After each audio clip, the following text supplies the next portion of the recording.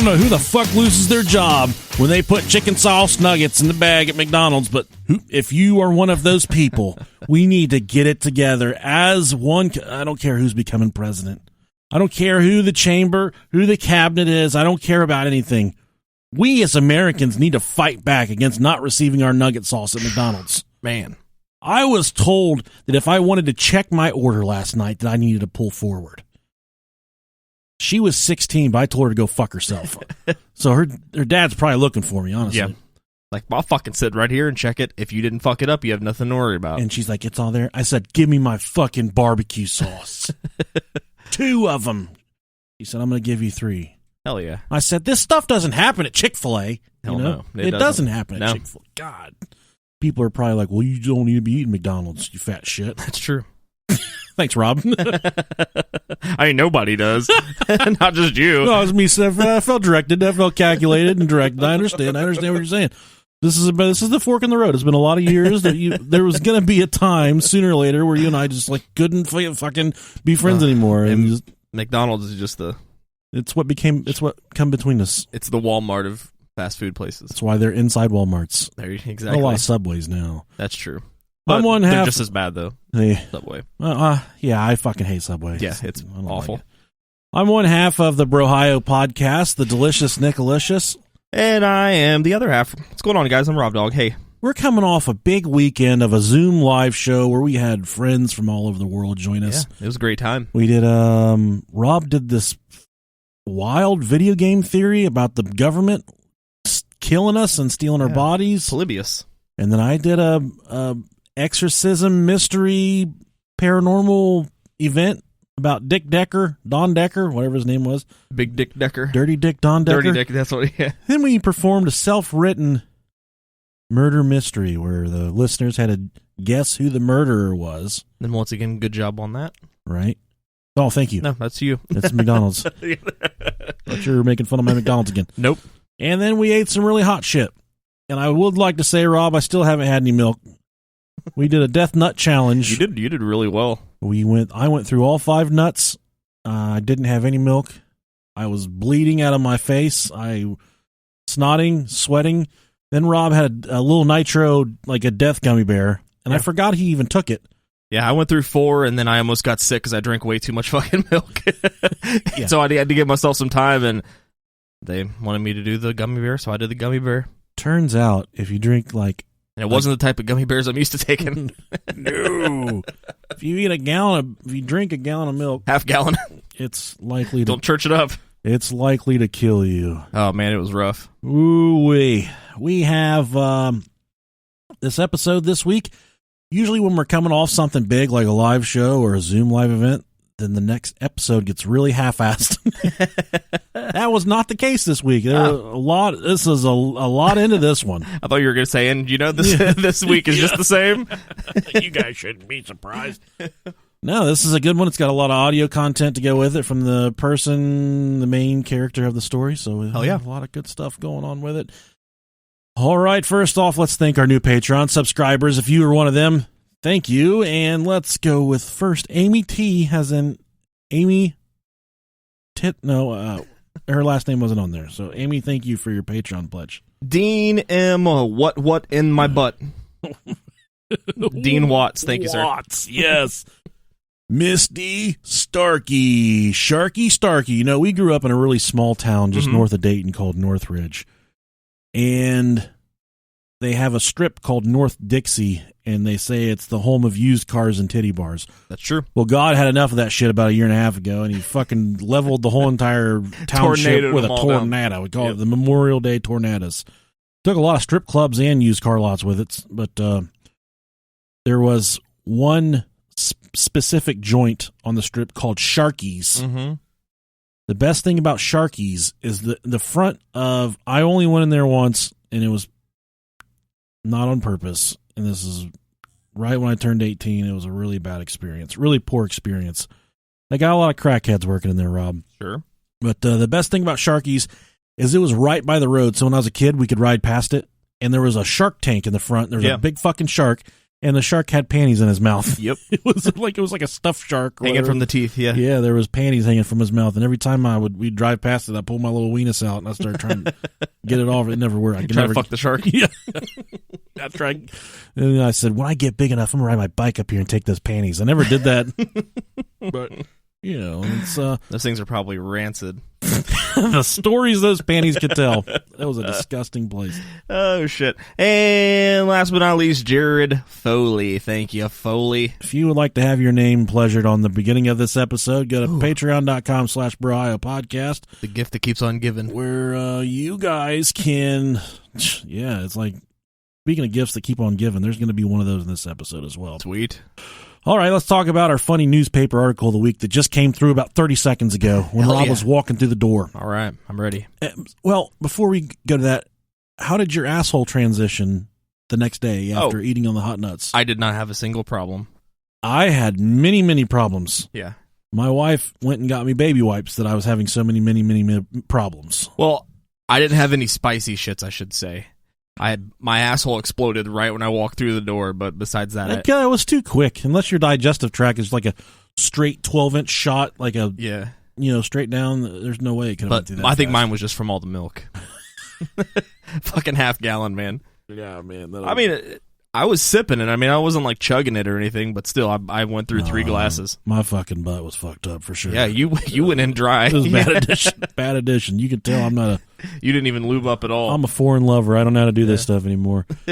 7 people have died from drinking hand sanitizer after the party they ran out after the party they were at ran out of alcohol, according to reports out of Russia. Fucking Russia, of course. Oh, Russia. It's understood some 9 people began drinking the antiseptic wash, which is 69% methanol. Oh, okay. Man, that'll fuck you up right there. 2 men aged 27 and 59, as well as a 41-year-old woman, were the first to die. Wait, these fuckers were this old? I wasn't going to expect them to be like 16, 17. When we get out of the alcohol, then we get out the real stuff. 6 others were urgently flown by a medical evacuation aircraft to a hospital in the city of Yakutsk. Sadly, another 4 did not survive, while 2 are currently fighting for life in hospital. The poisoning took place as a result of drinking sanitizer, the regional state prosecutor said. Authorities in Russia are again pleading with locals to refrain from drinking the hand sanitizer. I tell you that I hear this from American Fox News. Donald Trump says you inject bleach. You drink and hand sanitizer and kill coronavirus. Yeah, there's no way there's a shortage of cheap vodka in Russia. Just think, if we drink much methanol, then we can fight a fucking bear. We wrestle bear. Works for Khabib. I saw a video the other day of a Russian. I thought that was all made up. The guy was legit wrestling a bear. No, I literally from Russia. I literally just saw a picture a couple minutes ago of Khabib when he was a little boy and he had a bear in a headlock. That's a bad motherfucker, dude. Yes, it's I mean that.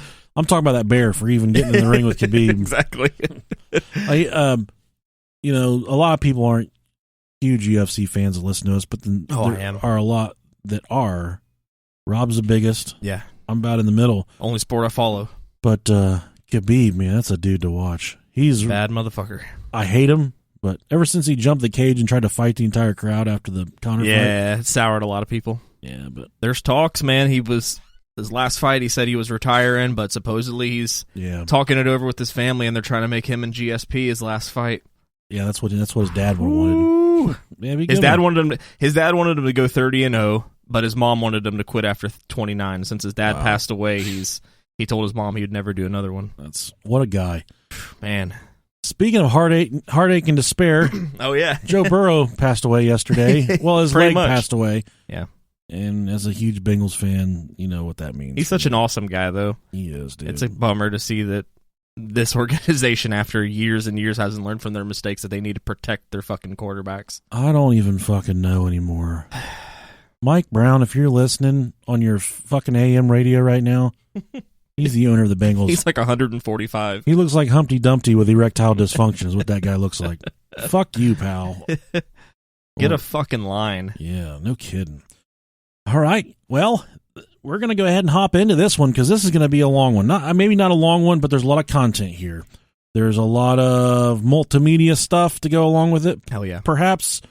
I hope that you guys are completely ready for the List family murders. Sweet. I think that we're going to this is the cleanest mass murder that's ever taken place in the history of fucking America. Okay. That, in my opinion, this is a good one. So think about the picturesque life in your mind, what that would be like. A beautiful, albeit mostly drunk wife. Yeah, buddy. A stepdaughter. Yeah, buddy. And a few kids of your own. Okay. Oh, man. Okay. It gets so much better. You're brilliant with a knack for crunching numbers, and you've been fast-tracked in your career because how well you do with cooking the books. How well you do with the books. You're making money hand over fist, unlike Rob Dog and I. What is there not to love about your life? For John List, like, List as in like the It List podcast. Sure. They're a brother podcast. Go check them out, the It List podcast. But John List, he had it all. He was a decorated military man that was finding his way in the civilian world quite easily. John List was born in Bay City, Michigan, and he was an only child to German-American strict-ass fucking dickhead parents. He said he was pretty close to his mom, but he said his dad was a fucking dictator. Yeah, and judging from the year he was born, their parents were born in the fucking 1800s, so... Yeah, he was... It was different times. for sure, different times. But he said his dad was an asshole, just a loveless fucking prick. Yeah. He grew up in a very devout Lutheran home. Is Lutheran, is that Catholic? No, that's Christian. Is it? Yeah. I wasn't sure. Pretty sure. I honestly didn't know. I might be wrong, but I'm pretty sure. Somebody will correct me here on YouTube if... What is Lutheran? What is Lutheran? Is one of the most Protestant? Protestant. Is okay. I don't know. Christianity, I think. Yeah, sure. Whatever. Martin Luther King. He was a hell of a fucking guy. I'm all down for Lutheran, and I like Martin Luther. So he had these strict ass parents. His father was a Sunday school teacher, and he would also follow in his footsteps. And John List, he would become a Sunday school teacher as well when he would get older. John was born in 1925. Yes, he's the subject of this episode. He was born in 1925. So he was entering adulthood right at the time of World War II. Talk about a fucking hitting the lottery on that one, buddy. Ouch. Much like other men at this time, he enlisted in the U.S. Army to serve his country during the World War. He served as a lab technician, so he didn't overdo it. He said, I'm not getting my fucking wiener blown to smithereens. I'm going to be a lab technician. Hell yeah. He was discharged in 1946. He went on to secure his master's degree in accounting from the University of Michigan. Oh, heck yeah. And guys with master degrees in accounting, they only fuck missionary style. That's one of the prerequisites as far as graduating with a master's in accounting is you may only penetrate your significant other, whether male or female, missionary style. And they all kiss with their eyes open. They do kiss with their eyes open. No tongue style like I do with my wife and Rob's mother-in-law, but we like to entertain the thought of, I think about the human anatomy for a second. Mm-hmm. Man, missionary style works for man and woman, but man and man, that's a hard one to pull off. Someone, a country blumpkin like me, that's kind of roly-poly, be hard to get my butt tilted up in the air. I'm heavy and all. I'm not just heavy. Some people are top heavy. I'm all the way heavy, like all the way around. Whole body's heavy. There's no light part of my body. Like you could cut my finger off and use it to hold down paper like a windstorm. Just the thought of two guys fucking missionary is so funny. There's one getting his asshole fucked out while his little dick's just flopping around there. That's another hard one. Guys in the pornographies that can keep an erection during gay sex, more power to you guys, because that would be a hard one to do. I mean, the money they make, huh? Fuck, it may keep my dick hard. They probably money makes my dick hard. There you go. Yeah, he was commissioned as a second lieutenant through the ROTC program at the University of Michigan. Yeah. And once he was done with college, which he probably didn't pay a fucking penny for because that's the way that works, when he was done with college, he went back into the military for the Korean War. It's double whammy. He got a little taste of the World War, and then he got a little taste of the Korean War. Both couldn't get enough. both incredibly nasty wars that Oh, yeah. a lot of people died in. He was stationed in Fort Eustis, Virginia. I think that's how you pronounce that, Yeah. Eustis, where he would actually meet the woman he would eventually marry. Oh. Her name was Helen Morris Taylor. She had already met and married another man that was not John List, and she had even started a family with this man. When they brought their, they started a family by bringing their daughter Brenda into the world. Okay. Unfortunately, her husband was killed in battle in the Korean War, so here she is, kind of a widow at this point. John worked to help pick up the broken pieces, and for 13 months they dated before actually getting married on December 1st of 1951. Shortly after getting married, the Army Corps realized the brilliant ability that John List had in accounting. When he had a goddamn master's degree in accounting, and he only did missionary style, so yeah, he's good at fucking numbers. So they reassigned him to the Finance Corps in California. How exhilarating that must have been, just to be in the accounting corps. I'm sure those parties were just absolutely wild, something like you see at a Wolf of Wall Street, those Hell yeah, that'd be sweet. accounting parties. Oh yeah. Cocaine everywhere. Well, Do they have cocaine back in there? no, this guy doesn't even know what. Yeah, he is the definition of cocaine. He's so white. There you go. Shortly after getting married, I'm sorry, I already read that part. He completed his second tour of duty in 1952 and moved to Detroit, Michigan. Oh, the motor fucking city, where he and his wife Helen would have 3 children together. I'm admiring all the fucking yeast at the bottom of this bottle. Yeah, that was very yeast. That was a yeast infection for sure. That beer, Fuck it. Beer has a yeast infection. Can't wait to bite into it. Give me that yeast, baby. Yeah, so he's moving to Detroit, Michigan, of all places. You know, he's originally from, I think it's Bay City, Michigan. I could be wrong about that, but he had his stepdaughter Brenda, and they went on to have 3 more children. I believe Fred, John Jr., and Patricia were the name of his 3 additional children.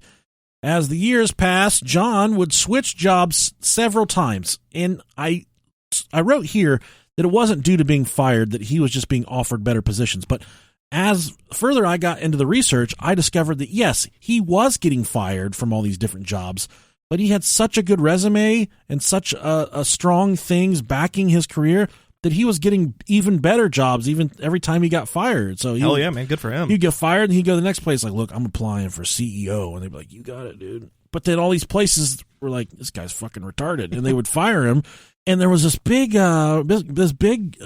write-up from this author that said that John List probably, for lack of a better word, was probably on the autism spectrum, and that he had a hard time socializing, and he had a hard time adjusting socially, and he couldn't quite make friends, and he didn't know how to act around people. It's very common with those. Yeah.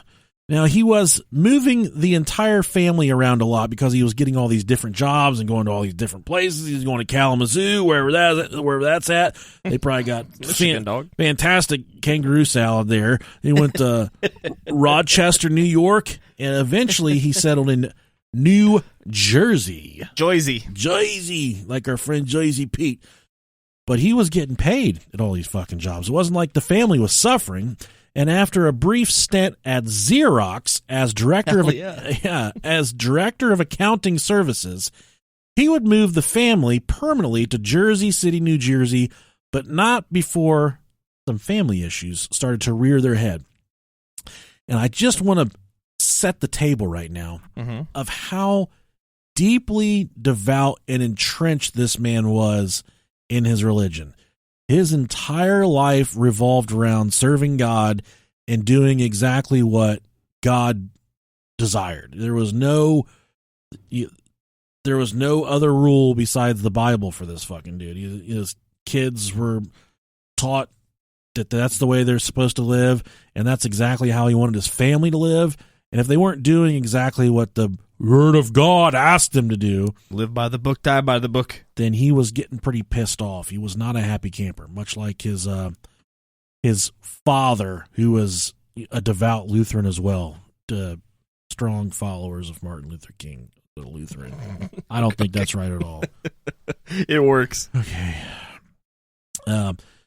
So they did start to have some family issues. It was becoming quite apparent that Helen, his wife, was a raging fucking alcoholic. She was a drunk. Rob looked at her picture. He said, "God damn, that bitch has got a lazy eye." And I said, "Rob, you're going to find out why she has a lazy eye, because she was always fucking drunk." But there's another reason. I want to be that fucking drunk where my one eye just doesn't even work. It's droopy like an old fucking wiener. Yeah. So he was... I think that he was having a lot of problems with getting her to conform to his religious views. Okay. But she was just staying slobbered all the time. And eventually it gets to the point where it was more than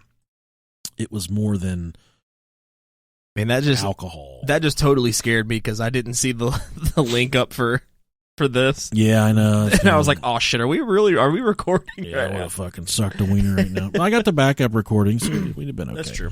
We'd have been just fine. But his stepdaughter, Brenda. So his wife had a daughter when they married. Okay. Brenda. She said she'd had enough of this fucking shit. She had enough of how strict John was, and she was tired of her mom always being drunk.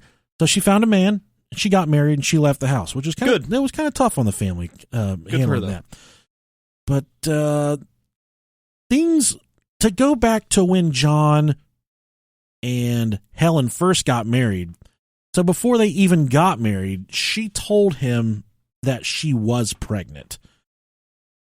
Turns out, shortly after the wedding, she confirmed to him that she was not actually pregnant and that he felt like he had been tricked into marrying her because the only reason he jumped into marriage is because he found out that she was pregnant. Shouldn't have been fucking burying that weenie in that peenie if you didn't want to fucking, what do they say? Put on some latex so she don't take your paychecks. I hope I never have paid child support, dude. My buddies at work like, $359. I'm like, Jesus, that one kid? And you're like, yeah, only one kid. And then my one buddy gets fucking raked over the coals for it. He had to pay like almost $700 a month for one kid because he was making a shit ton of money whenever they got a divorce. But then he left that job not making as much. Listen, I think there has to be some type of merit system. I'm all for. I'm old school. I think a fucking man should take care of his kids. Sure. Yeah, definitely. The kind of the new thing. Well, we both take care of the kid. Well, that's a completely cool thing as well. But I think for someone just to be like, here's my $500 a paycheck, I take care of my kid. That's not taking care of a kid. Taking care of a kid is showing a kid how to grow up, how to be a fucking socially acceptable human, how to function in the real world. Being a dad isn't just throwing $400 or $500 a week at a kid. Very true. And man, I wish everyone was a good parent, man. The whole system is wrong on every end. Yeah, I hate seeing kids with shitty parents. That hurts me more than anything because I may talk like I don't like kids. Here. Yeah, here we are. Here we are. I think every kid should have a good home. Every kid and every puppy should have a good fucking home. Especially puppies. Yeah. Some kids don't deserve it because I've hung out with some kids before. Yeah, some kids suck. They didn't deserve a good home. That's unfortunately how it works. In 1965, he took a position as a vice president and comptroller. I don't know what a comptroller is. At a bank in New Jersey City. In Jersey City, New Jersey. They would move into Breeze Knoll, and that's going to be a word you're going to hear a lot now. Is Breeze Knoll. That was the name of their 19-room Victorian mansion at 431 Hillside Avenue in Westfield. So the fact that he's got his... Are you looking up comptroller? Comptroller in the United States is a high-level executive that oversees the accounting tasks and financial reporting procedures of organizations. That sounds pretty fancy. So it's just a fancy word for an accountant. Yeah, that's what it sounds like. It's exactly. But he was vice president of a bank, and So they moved in such a hoity-toity mansion. This thing had a goddamn name. It was called the Breeze Knoll. Was the name of this so mansion? Fucking sweet. There were some conflicting reports on this mansion. Some reports say that they could completely afford this thing with no problem, which I think they probably could have at first. But the fact that they were even able to secure the loan for the mansion says something about, the kind of money he was pulling in. Other reports say that pushy-ass Helen, lazy-eye Helen, wouldn't settle for anything less than the most expensive mansion in the most expensive part of town. So he was kind of bamboozled. At first, she lied to him about being pregnant. So he already felt like he had a misdeed done to him at this point because she lied to him about being pregnant. Mm-hmm. And then she's like, I got to have this fucking flossy-ass mansion, 19-room Victorian. And it doesn't even stop there. There's parts of this house that I'm going to explain a little bit. You're going to be like, God damn, that was an expensive-ass house. But one thing I have left out apparently, when they moved from Michigan to New Jersey, John brought along his mother, Alma, and they had a very close relationship together. He and his mother, Alma. He hated his fucking dad, but he had a really good relationship with his fat-ass mom. I was not expecting that. Well, this all ties in together, Rob. You're going to see it all ties in together. It all makes perfect fucking sense. You're laughing now. Sure. But you're not going to be laughing in a little bit, okay? All right, man. She even accompanied him to the bank, fat-ass mom did, whenever fat-ass Alma, when he went to get the loan for the Breeze Knoll mansion. His mother actually did lend him some money to secure the loan for the home. In exchange for the money that she lended him, she got to live in a self-contained apartment that was on the 3rd floor of the Breeze Knoll mansion. Sounds like your situation, Rob. Oh, I hope this doesn't happen. They assumed this... That's not funny, is it? They assumed this new living situation for the next 6 years. He had 3 kids in there, his wife... And he's got fat-ass Alma stomping around the 3rd floor of the mansion. I can imagine that's like living with a fucking poltergeist and having that fat bitch walking around all the time up there. In those 6 years, though, everything had completely started to go downhill. Now, it was also said that John was seriously abrasive to many of his bosses throughout his career. And I said that before. He lost all his fucking jobs. He didn't know how to act around these people. They're just like, you got a fucking tumor? And he's like, let's get a calculator. He just didn't know how to... He just rubbed everybody. He rubbed his coworkers the wrong way. He rubbed his bosses the wrong way. He didn't even know how to rub himself off. That's how fucking miserable of a human he was. Yeah, and not to mention, this was back in like the fucking 50s? The 60s. 60s? Yeah, we're in the 60s now. Yeah, mental health. Mental health wasn't no, it wasn't anywhere near like what it is today. He had an odd way about him, and he oftentimes would get fired or just felt unwanted at his job. So sometimes he would just quit because they made him feel like a fucking dumbass, and he quit. But working as the vice president at this bank was no different than any of the other jobs. He started the clash with many of the people at the bank. He started to get on people's nerves. You got to fucking button down the hatches. You got to fly right, walk straight ahead. You're the vice president of a bank, and you're getting paid fucking cash. You gotta just no one could. If I was making that much money, that I was living in a 19-room Victorian mansion, a manor. Yeah, Breeze Knoll. Yes, that's where I live. I live in the huge fucking house on the hill. You couldn't shake me. Every day I would come to work, and they'd be like, "How you doing, boss?" And I wouldn't be like, living the dream. I'm like, I'm ready to fuck this day. I'm ready to get it on. And people that say, I'm living the dream, they are on the brink of killing themselves. Oh, yeah. If you hear someone say that. I love that line. That's how you know it's true. That person is really close to... Their dream is killing themselves. They are really close to subtracting themselves from the earth. Yeah. Oh, man. So just keep that in the back of your mind next time someone says that at your work.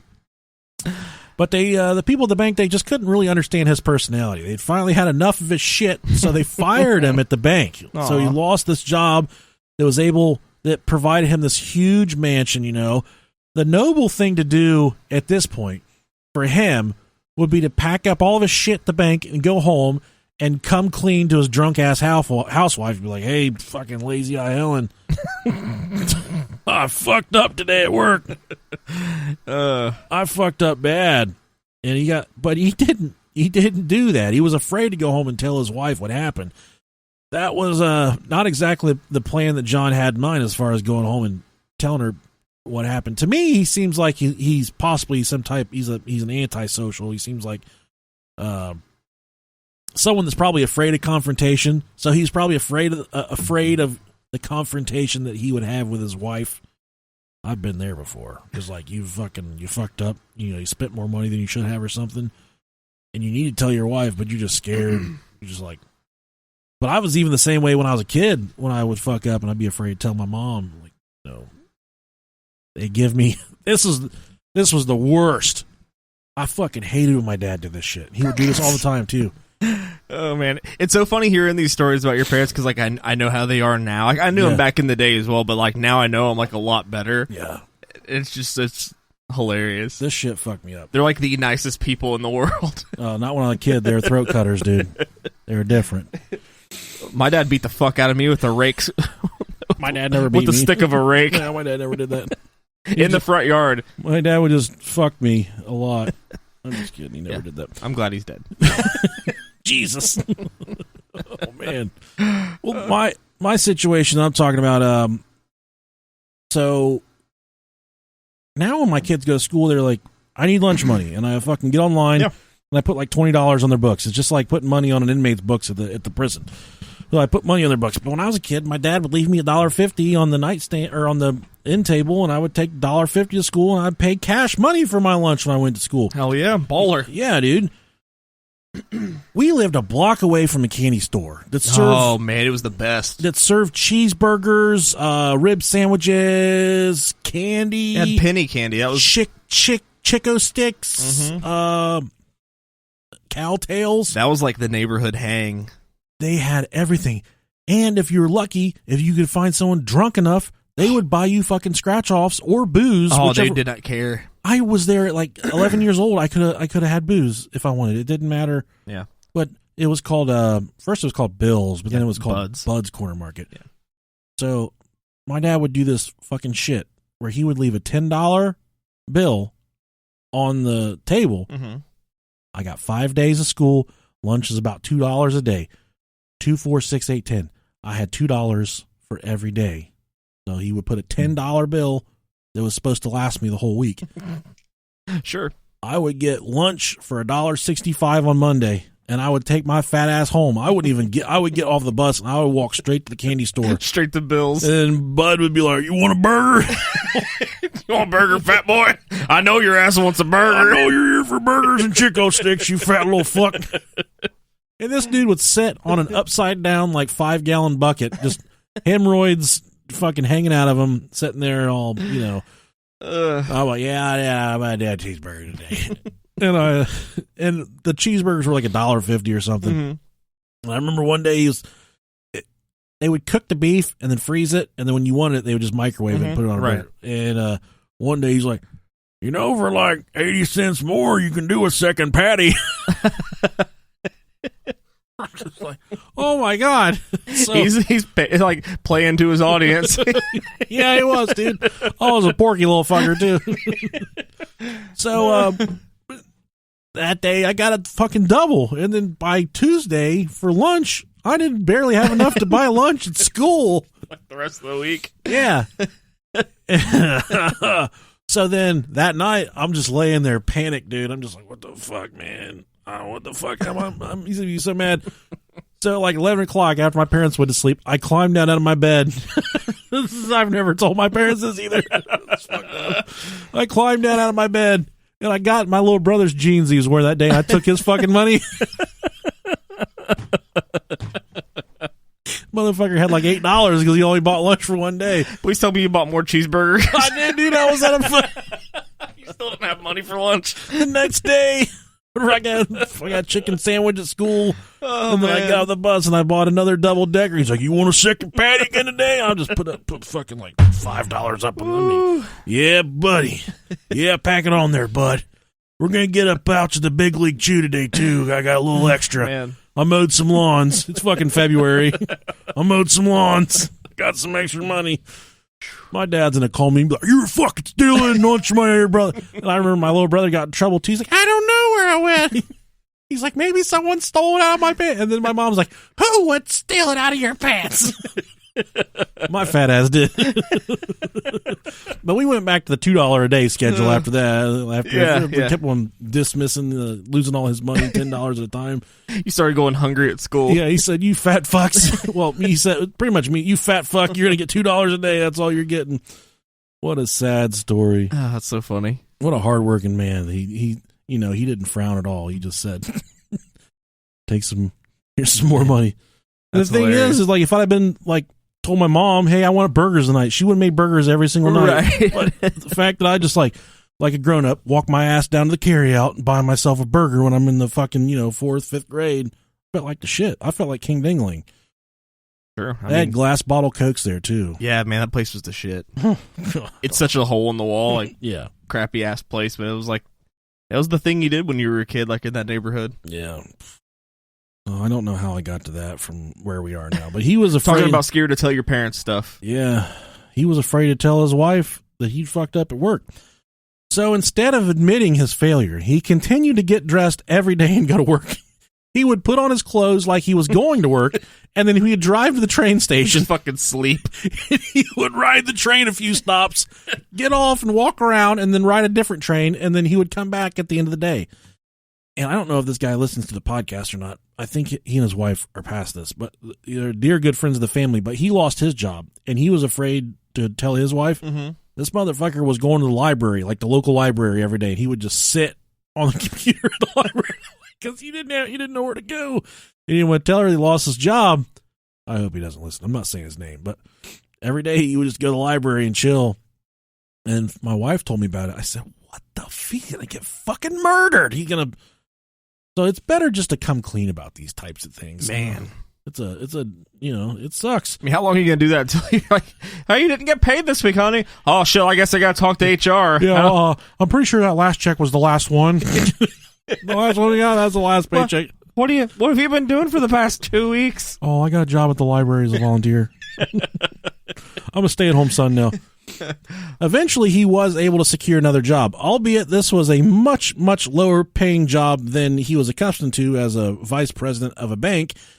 But he lost that low paying job almost immediately. This continued to happen over and over and over. He kept on taking these low paying jobs. Mm-hmm. He'd get fired. He'd take a low paying job. He would get fired. Obviously, the money he was making was not able to keep up with the lifestyle that he'd created for his wife and his family. Right. Eventually, he started skimming money from his mom's account. She had quite a nut of cash, and he was skimming money from her to help keep the house from going into foreclosure. About time for her to earn her keep. Yeah, it was. Come down here, you fat bitch.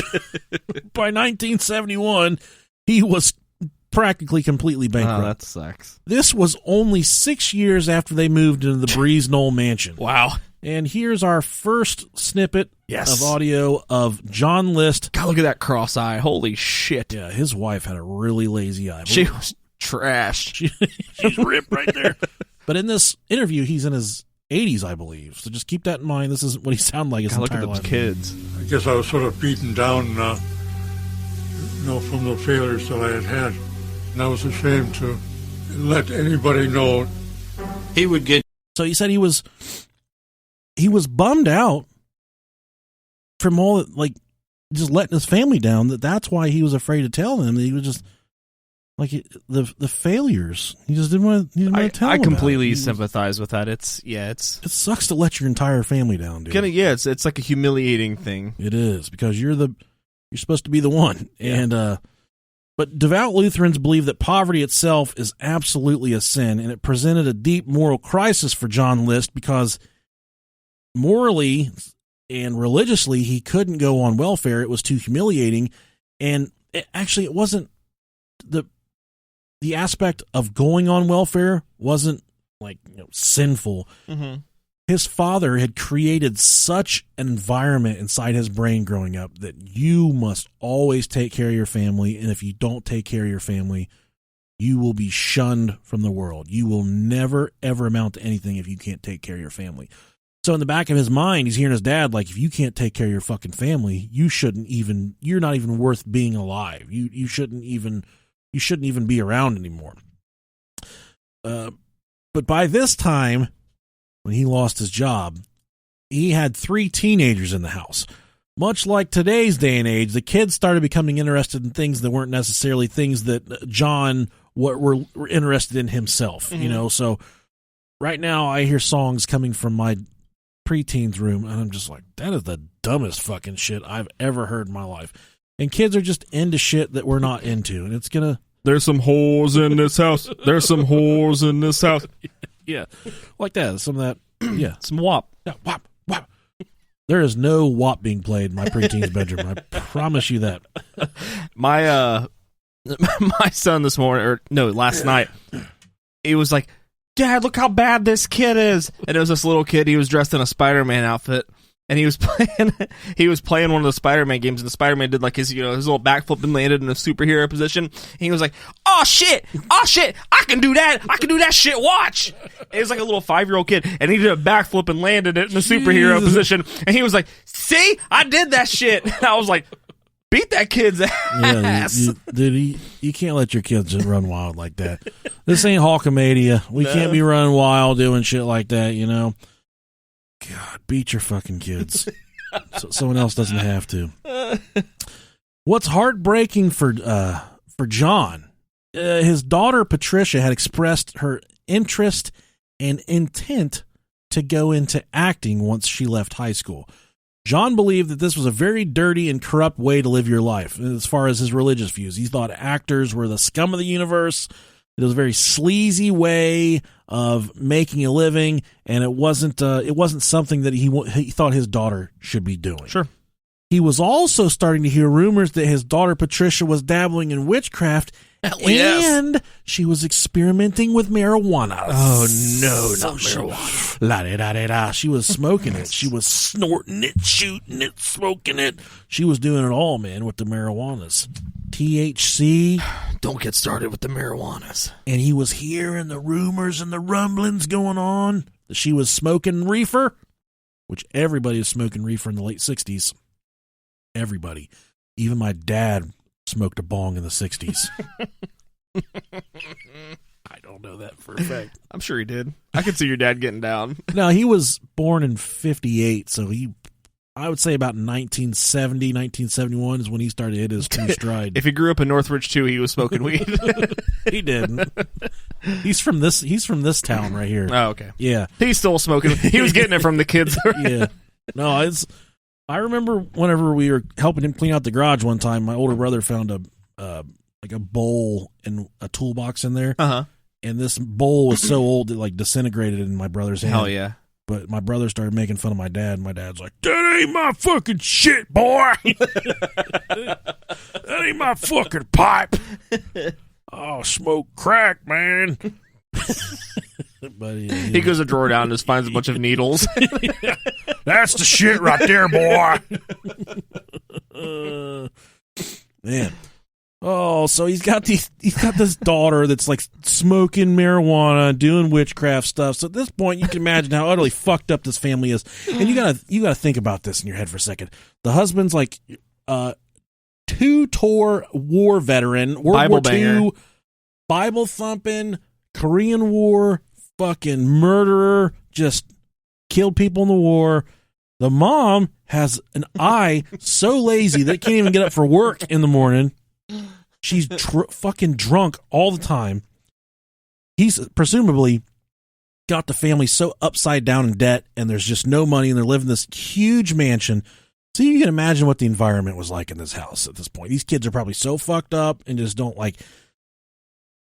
if your kids see the household spiraling out of control, they don't look up to the parents, I don't think. Yeah. You gotta portray a strong...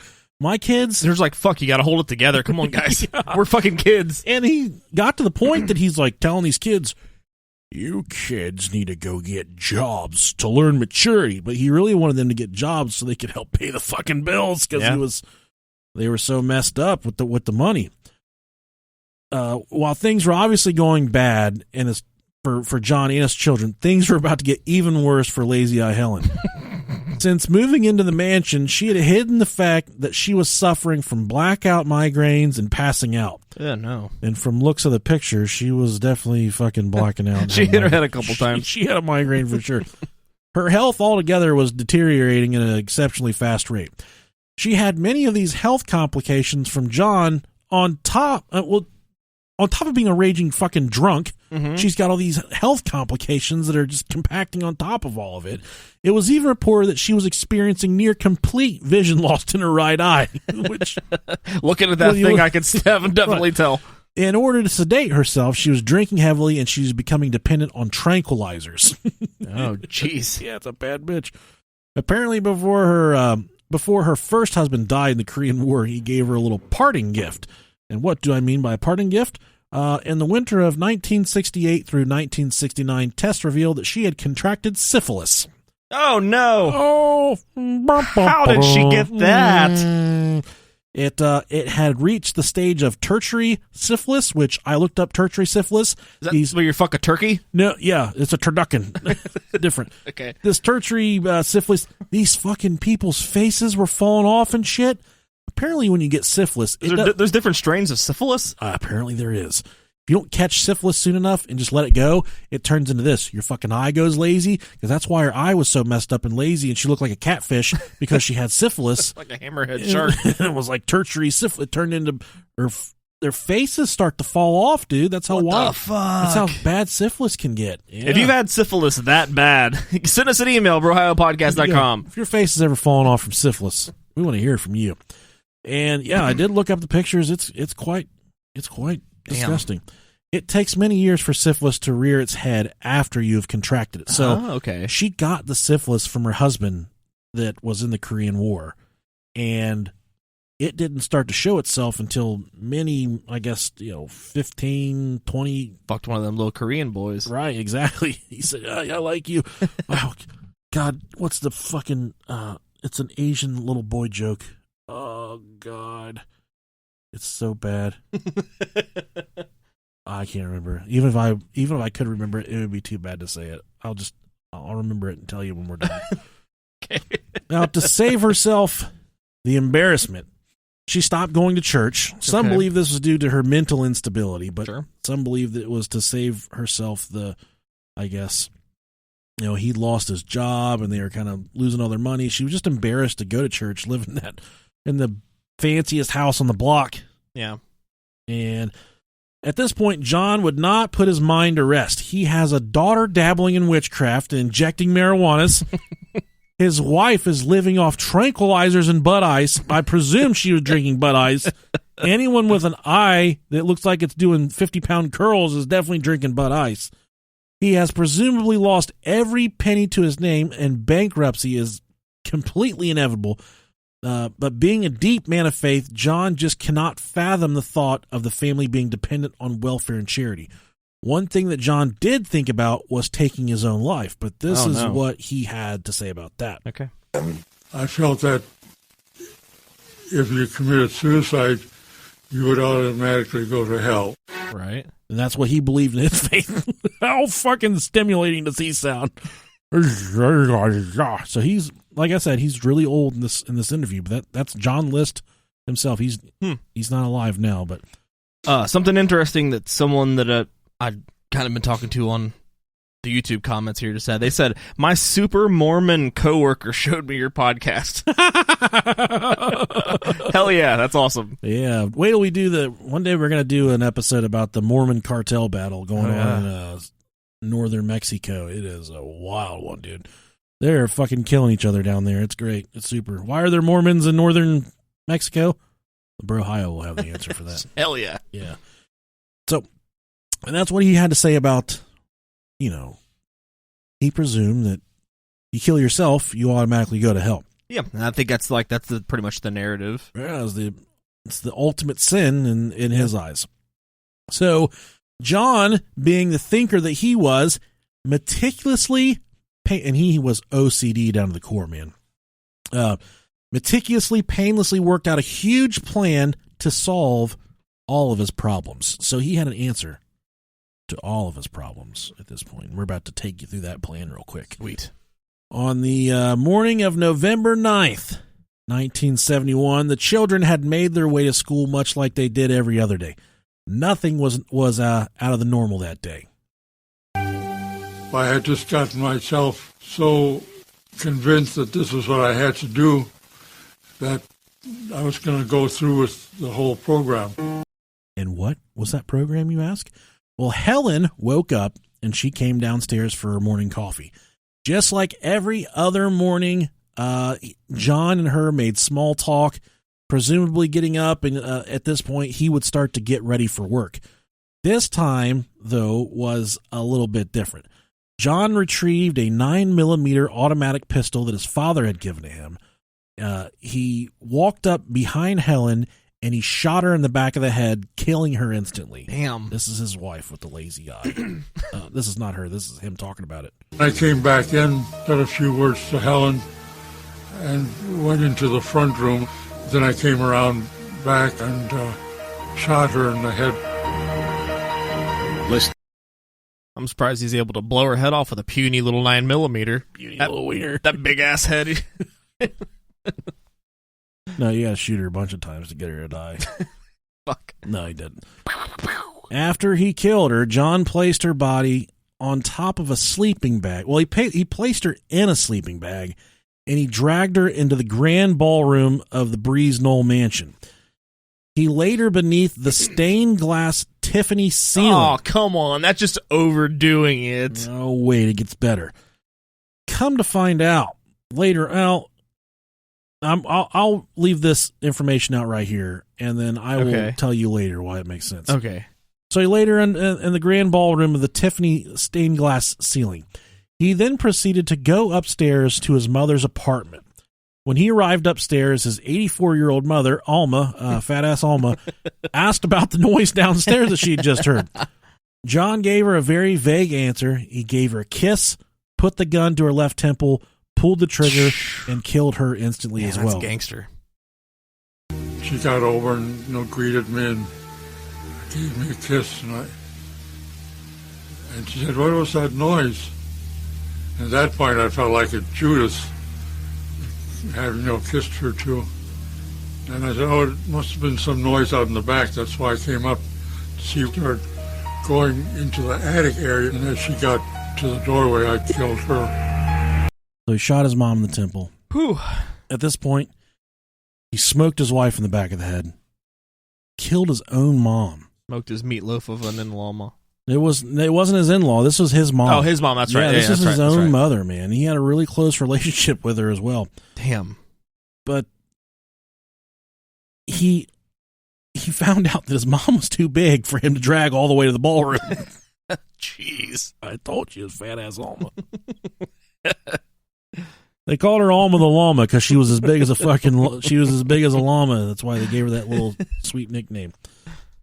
So instead of putting her in a sleeping bag or letting her, he just left her where she was at and he put a towel over her face. That's so sad. It is very sad. When John arrived back downstairs, he was shocked by the incredible amount of blood that was in the kitchen from where he had shot his wife priorly.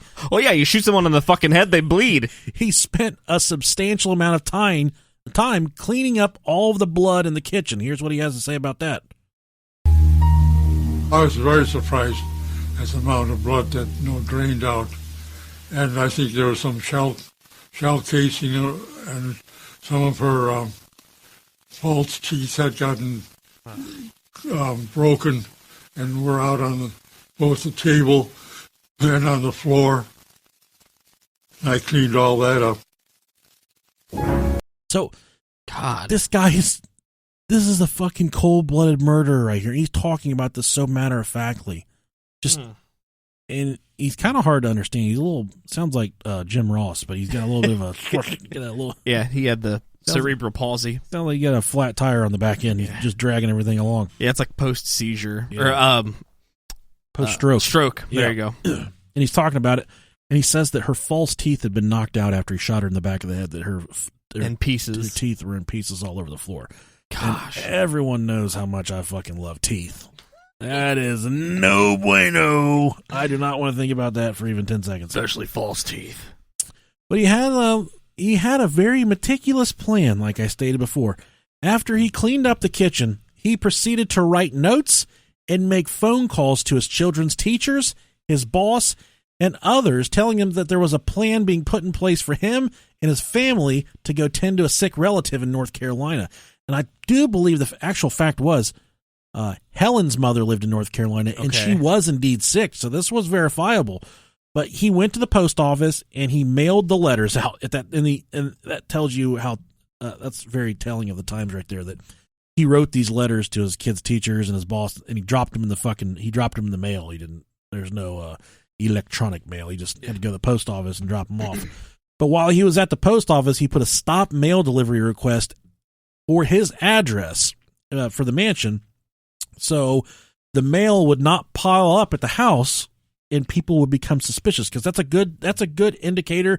If you have elderly neighbors, people kind of in bad health, if their mail starts to fucking pile up at their mailbox, that's a good sign they're dead inside. So and that was one thing, kind of, we'd oftentimes get those calls a lot when I worked at the police department. Someone would say, Glenda hasn't been outside in 2 weeks, and her mail is and her newspapers are piling up. And then you go to the window and you're like, yeah, I smell her in there. She's dead for sure. She's dead. Now, that's a good indicator that someone's passed away inside the house. That, and if there's a dead body inside, that's a really good indicator that somebody's passed away in the house as well. Yeah, that's usually a good. He also arranged to have their milk delivery stopped, which I wish that was still a thing. Oh my gosh, milk delivery. Cool. And he also arranged to have the newspaper delivery stopped as well. Also, while running his errands, he dropped by the bank and cashed in his mother's $2,000 savings bond because she would no longer be needing that. Damn it. She was going to treat the family to Chinese takeout, but never fucking got around to it. And to help you understand the incredible nerve of this chump, this fucking asshole John List, after he was completed running errands, this is the nerve of this guy. He went back to the house and made himself a sandwich and waited for his children to arrive home. And he tells you about this right here. Wow. I don't believe that while I was eating, especially at lunchtime, that I had any feelings of, no, I should stop and not go any farther with this. I just felt that once I had started, it was incumbent upon me to kill all of the children so that not even one of them would remain and suffer the trauma that they would go through knowing that the rest of the family had been killed. Oh, how thoughtful. What a fucking saint. This guy is cold-blooded. He knows, he sees, wow. He doesn't realize the gravity of what he's done. But you heard him say right there, he's like, I'm killing all these fucking kids. I'm not quitting. Oh, man. But the best part about all that is he's working this out over a turkey sandwich that he made for himself. He's just sitting there eating lunch. He still has to go about his day. He's like, I know I just fucking killed these people. I work with people like this, but yeah, they have a routine, and if they get off their routine, oh my God, Lord have mercy. And he didn't want to be off of his routine. Like, I gotta sit down and eat lunch. And he said it wasn't foreign to him because they would kill people in the field in Korea in World War II, and then they would just come back and eat like with fucking blood still all over him. And he said it didn't bother me. He was desensitized for sure because everything that he endured in the war. Doesn't make an excuse for it, but now while waiting for his children to arrive home, he received a phone call from the school. It was his daughter Patricia, and she said she wasn't feeling well. This is the one that was doing witchcraft and marijuana, so there's no telling what she had put inside of her body at this time to inflict such illness upon herself, but it was probably her own goddamn fault for experimenting with dangerous-ass drugs, in my personal opinion, and that's how I feel, and that's what I believe. Not to mention, she probably had chicken bones in her fucking purse because she was a witch. And everyone knows we don't like people with puffy nipples listen to this fucking podcast. So if you got puffy nipples, turn it off. If you're a witch, that's cool. We like that. That's hot. And, yes, it is. And he obliged. He went to the school and he picked up Patricia. He brought her home, and once they got inside, immediately John shot her in the jaw with an antique .22 caliber pistol. Holy shit. This gun was a souvenir that he kept for himself during his time of war. And much like his wife, he then dragged her body into the ballroom and laid her on a sleeping bag right next to her mother. The next child to arrive home was Fred. Fred was about to be dead. As soon as Fred arrived home, Damn it. As soon as Fred arrived home, his father, John, shot him in the head as well and laid his body next to his sister's body, Patricia, on top of a sleeping bag as well. So they had a lot of sleeping bags. That's one thing to, I don't know. That's gone out of style nowadays. I don't know how that all ties in here at the end, but there are definitely a lot of sleeping bags. Not after John was done, but there were a lot. They did a lot of camping. His son, John Jr., and this is where it gets fucking bad, dude. His son, John Jr., had a soccer game at school that day. John Sr., the one we're talking about, actually drove to the field, watched his son play in his last soccer game, cheering him on the entire time. He said that John was even playing a very good game that day. After the game, he gave John Jr. a ride home. Once they got inside, John Sr. shot John Jr. in the back of the skull. This murder wasn't quite as clean as the other ones, as John Jr. began to put up quite the fight. Oh, shit. So much of a fight that John Sr. had to shoot him 9 more times before actually killing him. His own son, and right here he talks about that as well. All the others, they just, dropped. So I knew they were dead. With John, I don't know whether it was a muscle reaction that caused him to jerk around a little bit. But then I shot several more times. It was later determined that List shot his son 10 times. He claims, though, that John, like the rest, did not suffer. That was the one thing I was trying to prevent. Was there feeling any wounds or suffering, at the last moment? How compassionate, huh? You hear him laughing right there at the end? I can assure you, once his son got shot once in the head, he wasn't sitting there cumming in his pants. He was definitely suffering. Yeah, listen, I'm going to play this again. He says, "How much compassion, huh?" Yeah. He starts laughing. How compassionate, huh? Jeez. I want to fuck it. I don't want to fuck his mouth. Like, I'm not the nice kind either. I want him to take his dentures out, and I want to ruin his gums. What a piece of shit, dude. Yeah, fuck this guy. Ultimate scumbag. Ugh. So he had to shoot his son, John Jr., 9 times before. Good for John Jr. for putting up a fight. And 10 times total. God, struggling through all that. Wow. Yeah. He then dragged John's body into the ballroom as well and laid him next to the rest of the family. John then stood over their bodies and said a prayer from a Lutheran hymnal.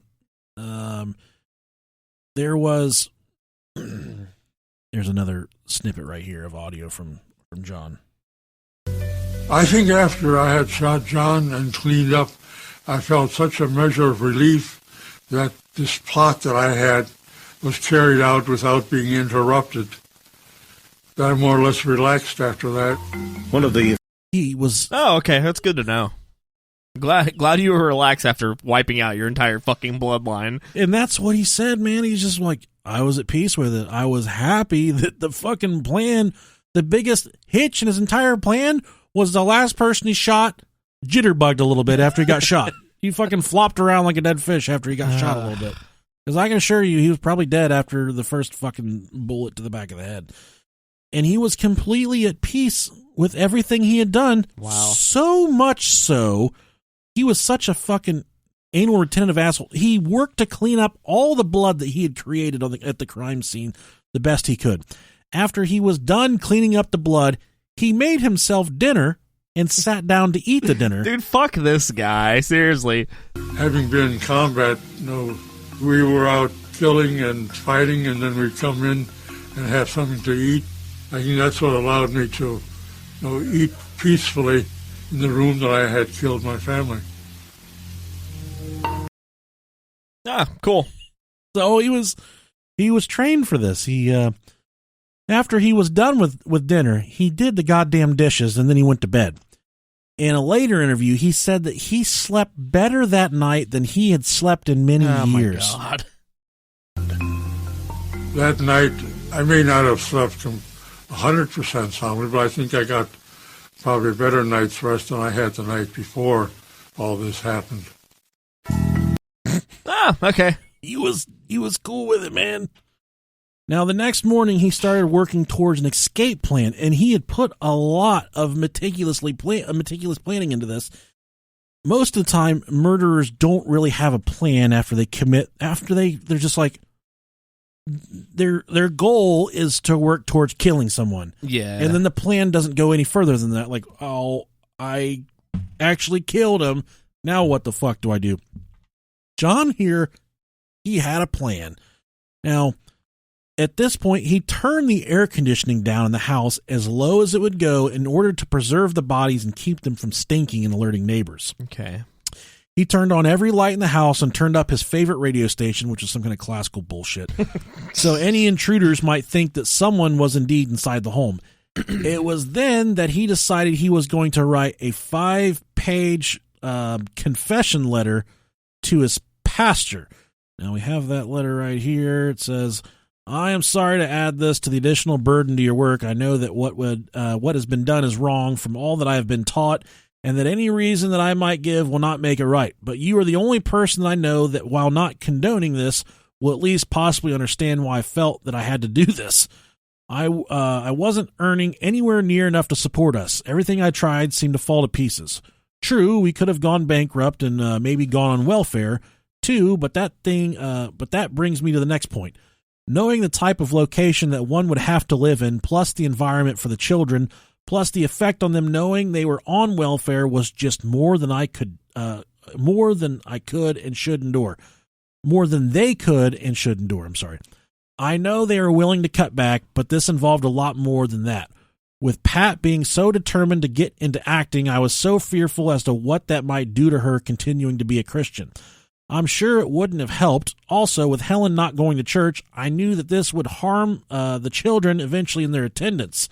I continued to hope that she would begin to come to church soon. But when I mentioned her to Mr. Jutz wanted to pay her an elder's call, she just blew up and she wanted to have her name taken off the church rolls. Again, this could only have an adverse result for the children's continued attendance. So that is the sum of it. If any of one of these had been the condition, we might have pulled through, but this was just too much. At least I'm certain that all have gone to heaven now. If things had gone on, who knows if this would be the case. Of course, Mother got involved because doing what I did to my family would have been a tremendous shock to her at this age. Therefore, knowing that she is also a Christian, I felt it best that she would be relieved of the troubles of this world that would have hit her. After it was all over, I said some prayers for them all from the hymn book. That was the least that I could do. Now for the final arrangements. Helen and the children have all agreed that they would prefer to be cremated. Please see to it that the costs are kept low. For Mother, she has a plot at the Frankenmuth Church. These are all the arrangements. I don't need to read all that. Also, I don't know what will happen to the books and personal things, but to the extent possible, I'd like for them to be distributed as you see fit. Some books might go to the school or church library. What a fucking dumbass, dude. Originally, I'd planned this for November 1st, All Saints Day, but travel arrangements were delayed. I thought it would be an appropriate day for them to go to heaven. As for me, please let me be dropped from the congregation rolls. I leave myself... So thoughtful. That's the worst he thinks is going to happen to him. I leave myself in the hand of God's justice and mercy. I don't doubt that he is able to help us, but apparently he saw fit not to answer my prayers the way that I'd hoped they would be answered. This makes me think that perhaps it was for the best as far as the children's souls are concerned. I know that many will only look at the additional years that they could have lived, but if finally they were no longer Christians, what would have been gained? Also, I'm sure many will say, how could anyone do such a horrible thing? My only answer is that it isn't easy and was only done after much thought. Pastor, Mrs. Morris may possibly be reached at 802 Pleasant Hill Drive, home of her sister. One other thing, it may seem cowardly to have always shot from behind, but I didn't want any of them to know, even at the last second, that I had done this to them. That's fucking heavy shit right there, dude. Man. John got hurt more because he seemed to struggle longer. The rest were immediately out of pain. John didn't consciously feel anything either. Please remember me in your prayers. I will need them whether or not the government does its duty as it sees fit. I'm only concerned while making my peace with God, and of this I am assured because of Christ dying even for me. P.S. Mother is in the hallway in the attic, 3rd floor. She was too heavy to move. Love, John. Oh, man. Isn't that bad, dude? What a guy. Now, after he penned the letter, the psychopathic asshole went to every family photo in the house and cut his face out of all of the family photos. Now, at first I thought this was some kind of symbolic thing of his way of removing himself from the family for good, but that's not the case. This was before social media, before surveillance cameras, all that. By doing this, if and when the police ever arrived to the residence, they would have no fucking idea what he looked like. They didn't have friends. They didn't socialize. No one had pictures or videos of him. They never got out. They never did anything. There would be no record of what he looked like. Because even back then, you didn't get your picture on your driver's license. You just got your driver's license with your name on it. Oh, shit. Yeah. So he was taking away the ability to enhance the investigation. He was completely impeding the police by they would have no idea what he looked like. So he cut his face out of every single family picture in the house. Yeah.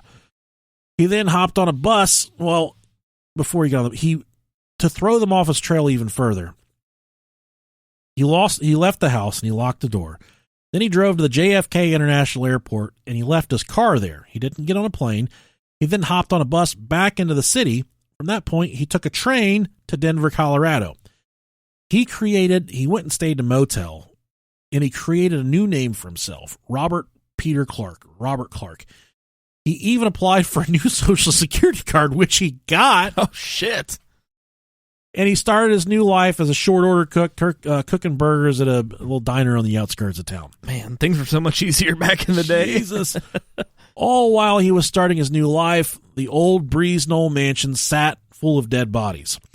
All the lights were on in the house, giving the idea and the illusion that it was full of life. But the neighbors started to grow suspicious. Why? Because all of the light bulbs in the house started to burn out one by one by one. But these people were such shut-ins that no one actually really noticed that they were gone. There wasn't a huge cause for alarm by this. After about a month of no sign of anyone from the family, Patricia's drama teacher became very concerned. When interviewed, he said he couldn't shake the feeling that something bad had happened to Patricia. And he got this feeling for a fucking good reason. Before she left, Patricia told the drama teacher that she thought that her dad was going to kill the entire family. Wow. Which was a huge red flag. But apparently, a few days before the murder, they were all sitting at the dinner table, and just out of the blue, you know how like unsociable and weird he was. Out of the blue, he was like, "What do you guys want done with your bodies after you're dead?" He just asked them that at the dinner table, just like, "What do you want your arrangements to be?" Such fun, optimistic dinner conversation. No warming up to it. Just said, "What do you guys want done with your bodies after you're dead?" And there has to be a lead up to that conversation. You can't just go into that one. It's cold, you know. Yeah, there has to be a bit of a lead up. That's really weird. The drama teacher was actually able to convince another teacher to go with him to the List family house. Obviously, the neighbors saw strange characters walking around the mansion, which were the teachers, and peering through the windows, so they called the police. The first officers to respond were Officers George Selznick and Charles Holler. After they arrived at the scene, they walked around the mansion. Nothing looked out of place. Nothing looked like there was forced entry, but they weren't really seeing anything from the outside. So they started beating on the windows and knocking on the doors with no answer. This is where it gets a little unlawful, you know, kind of gray area, but apparently some neighbors that were walking around the house as well found an open window. And they alerted the police and said, "Hey, we found an open window," because the police didn't have probable cause to go in. Yes. So after much, and that's even in the police report, the neighbors kind of pushed them along, said, "You have to go check out. You have to go through this window." So after much encouragement from the neighbors, the two police officers went inside the mansion. They climbed through the quote-unquote unlocked window. The officers noted that the house was almost completely pitch black inside, and the air inside was absolutely frigid, unlike Rob's mother-in-law. Not frigid. The most eerie part for the officers, it sounded like there was funeral music playing loudly inside the home, but it was actually just that crusty-ass classical music that John liked to listen to. Once they got to the ballroom, there was a curtain separating them from the bodies. Once they drew the curtain back, they were greeted with the overwhelming smell of decomposing bodies. Laid neatly on sleeping bags, the entire family except for John. The officers continued to search the residence, finding the confession letter, the guns used, and directions to Fat Alma upstairs. Immediately, they put out a bolo or a be on the lookout for John List. At this point, he had already hopped a fucking train, hopped a bus, not got on a plane, made it look like he was on a plane, and he was in Denver, Colorado. This, and I kind of skimmed over it quickly, what is happening right here is a month after he actually killed these people. A month after he actually killed them. His car was quickly discovered at JFK Airport, but there were no records of him flying anywhere. Their only lead at this point was completely dead, and the only lead was the car in the parking lot at JFK International Airport. They had no idea where this man went. The August following the murders, so I think the murders happened in November, the following August, the vacant mansion burned to the ground in what investigators believe was an arson attack. So somebody burnt the mansion down. And this is where I started to make the reference to the stained glass ceiling. Mm-hmm. After the fire, it was discovered that the stained glass ceiling was autographed and signed by Louis Comfort Tiffany himself, the owner of Tiffany Jewelry, and that that specific antique would have fetched close to $1 million in money, our money today. I think like $200,000 back then, $200,000 back then. But it would have brought close to between $600,000 to $1 million in our money now, which would have solved all of his money issues at the time. Ouch. And he didn't know that the fucking ceiling, with the pieces of the ceiling were signed by Louis Comfort Tiffany himself. Like I said, John at this point was long fucking gone, never to be seen or heard from again. The police had zero to go off of, and zero. They were just fumbling through the dark, man. It was becoming a cold case. And I told you in the beginning of the episode, this was the cleanest mass murder that I've ever seen pulled off. This guy got a month head start killing his entire family by pulling the milk, pulling the newspaper, doing the mail hold, making everyone know that they were going to be out of town for an extended period of time. He completely set the table. He did a good job. Yeah, I hate to say it, but yeah. Yeah, I hate to pat him on the back, but he did do a good job. They tried to keep it in the public eye, but it was just a dying attempt at this point. They tried to put it on Unsolved Mysteries, which was refused as well. The case grew cold for almost 18 years. Finally, in 1989, there was a new show that was coming out called America's Most Wanted. Yeah, buddy. With John Walsh. Uh-huh. Captain Frank Baranca of the Union County Prosecutor's Office thought this would be the perfect opportunity to get this case to a larger audience. And this was in hopes of securing a new lead at this point. The thing was, they pitched it. They pitched it to America's Most Wanted, and the show turned them down because usually in America's Most Wanted, they have some little bit of information. They really didn't even know how to, like, no one, they didn't have a picture of this guy. They didn't know, like, people were so just pushed away from him. They couldn't even describe what the fuck he looked like. No one, they had nothing to tell the public, hey, this is what you're looking for. So America's Most Wanted's like, no, I think we're probably going to pass on this one. So they did initially pass, like I said, but then the fucking man himself, John Walsh, he caught wind of what was going on. John Walsh had a soft spot for this murder due to the fate of his 6-year-old. It's kind of an infamous story. His son, 6-year-old son Adam, was murdered, and he thought this motherfucker deserved to have justice served to him, which he did. John List did. In an interview, John Walsh would call List a son of a bitch, a coward, and a child killer. I watched that interview that they're talking about, and he's like, I hope that motherfucker fries. Like, he let it all hang out. Pissed. Yeah. Good. But not to get too far ahead of themselves, they needed a picture or image of what he would look like in 1989. John Walsh tapped his friend Frank Bender, a forensic sculptor, to create an age-progressed sculpture of what John would look like in 1989. They called it a bust. I never heard it called that before. Yeah. But they wanted to create a bust of what John List would look like in 1989. They utilized standard facial reconstruction measurements, much like other forensic anthropologists would use. They also reached out to psychologist Richard Walter to get a detailed psychological profile of John List.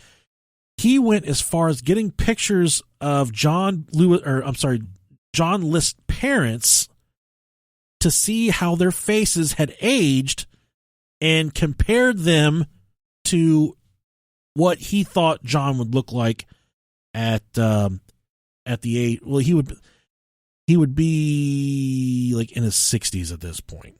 So this fucking guy, he takes the pictures of the parents, and he's totally going off of what people said he looked. He's making this bust, and all he's using is the pictures of the mom and dad, of John List's mom and dad, and what he thinks that he should look like based off the descriptions that people had provided to him. Not very much to go off of. Yeah, definitely But not. nonetheless, he's got also a psychological profile after working with the psychologist of what the guy would how John would do his hair, what kind of glasses he would wear, and all this ties in together. He uses all this information along with his intuition. They created a bust or a sculpture of what John would look like now in his 60s. But they knew they needed a pair of glasses that would match those of John List. Knowing John's personality, Bender, the sculptor, scoured thrift stores in hopes of finding the perfect pair of frames that matched John List's psychological profile. Conservative with thick black frames. Once he found the perfect frames, the sculpture was complete. The John List episode on America's Most Wanted aired on May 21st, 1989. It was believed to have had 22 million people viewing that episode that evening. Dang. Including two folks by the name of Wanda Flannery and her daughter Ava Mitchell in Denver, Colorado, where Mr. Cooper, his name was John List, but or Clark or whatever. I forget what his new name was. Whatever. But here's this little snippet from YouTube. Okay. I saw the tail end of it. Okay. Set this real quick. This is John List talking about him walking into the fucking living room and seeing the tail end of America's Most Wanted, of them doing an episode on him. Excuse me. From his home in Richmond. I saw the tail end of it. I saw that it was about me, and then saw the bust that they had. I was surprised at how accurate it was. Yeah. I didn't realize that they had that technology. That looks really, really almost spot on. That's great, isn't it? Yeah. Wow. It's uncanny. That's impressive. Yeah, they had nothing to go off of. Except potentially what he would look like based off of his parents' looks. And what people said he looked like. Yeah. And they also didn't know that he wore these glasses. He looks a lot like the one grandpa that Johnny Knoxville played in that movie. Oh, Bad Grandpa? Bad Grandpa, yeah. Yeah. He looked a lot like that bust looked like that. They did not even, Wanda Flannery and her daughter Ava Mitchell, they didn't even need to see the sculpture before they assured one another that the description matched their former neighbor Bob Clark, that's right, John List changed his name to Bob Clark. There you go. Their former neighbor was soft-spoken, He was always wearing a suit. He was an accountant, and he was a devout Lutheran. When the sculpture of John List was shown on their screen, the two ladies nearly fell out of their chairs and their jaws nearly hit the ground. Everything was perfect right down to the glasses. They immediately called the tip line for America's Most Wanted. 11 days later, the FBI showed up at the home of Bob Clark in Richmond, Virginia. 11 days after that. That's awesome. By this time, John List had a new wife by the name of Dolores, who had no fucking idea what was going on. Ouch. She's just trying to ride some old wiener. She greeted the FBI at the door and advised them that Bob Clark was at work. I mean, she didn't have any fucking clue who John List was. Damn.